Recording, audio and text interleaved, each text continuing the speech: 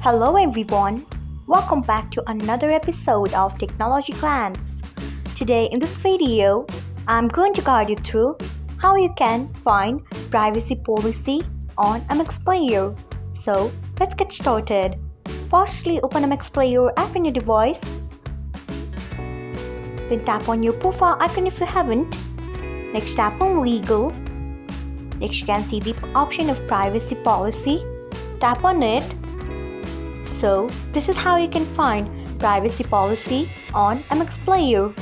Thanks for watching. If you found this guide helpful, we would love it if you hit the thumbs up button below.